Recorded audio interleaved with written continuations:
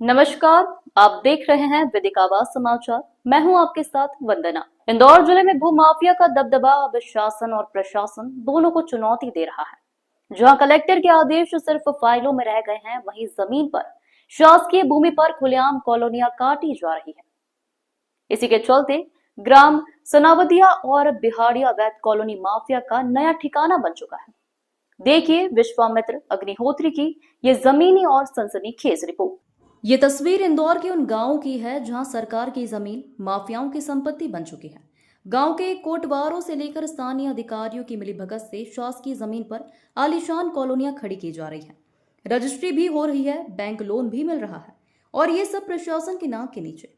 Collector Shri Ashish Singh के आदेशों की ना तो तहसील में सुनवाई हो रही है और ना ही पटवारी आरआई तक पहुंच रहे हैं। गौर करें, 2 महीने पहले एसडीएम महोदया ने दबिश दी, लेकिन कार्रवाई गुमनाम रहेगी। आज हालत यह है कि नियम से कॉलोनी काटने वाला बिल्डर परेशान है और माफिया खुलेआम कानून को ठेंगा दिखा रहा है। प्रश्न वही है, प्रशासन मुकदर्शक क्यों बना है और क्या ये चुप्पी किसी हिस्सेदारी की तरफ इशारा करती है?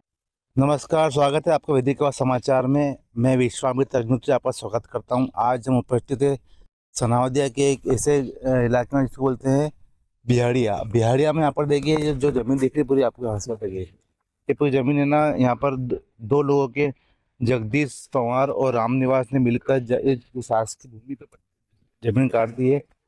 प्रशासन द्वारा कई बार आदेश किए गए, प्रशासन द्वारा कई बार कार्रवाई भी की गई, लेकिन इन भूमाफिया द्वारा किसी भी भूमाफिया द्वारा ऐसी कार्रवाई इस तरह के कामों पर कभी अभी तक रोक नहीं रख पाई है और इन पे कोई कार्रवाई नहीं की गई अभी तक बच्चे में। और जब हमने इनसे मिलने की कोशिश करी तो जगदीश पवार और रामनिवास मतलब मौके वारदात पर नहीं मिलकर भाग जाते हैं। इसमें कहीं ना कहीं पटवारी पटवारी भी सम्मिलित थे, क्योंकि हाँ, जब हमने जानकारी निकाली तो इसमें पटवारी के भी सम्मिलित होने की बात सामने आई है।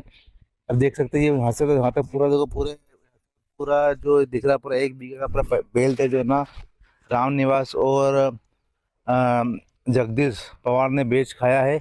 अब इसके इसके इसके अलावा भी जब कलेक्टर साहब के भी आदेश आदेश हुए थे, उसके बाद इन्होंने कुछ समय के लिए काम बंद कर दिया, लेकिन आज अभी फिर वापस से इन्होंने अपना काम को अंजाम देना शुरू कर दिया है। भू माफियाओं का यहाँ पर इस तरह का कहर है कि इस सनावदी क्षेत्र में भूमाफिया ने पूरी जमीन बेच खाई है और इनको किसी तरह से प्रशासन का भी डर नहीं है।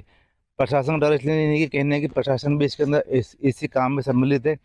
अब देखना ये है कि आगे प्रशासन इन पे क्या कार्रवाई करता है और इस तरह के भूमाफिया पर क्या कार्रवाई होगी और इस ऐसे अवैध कब्जों को किस तरह रोका जाएगा। बने रहे विदिक आवाज समाचार के साथ।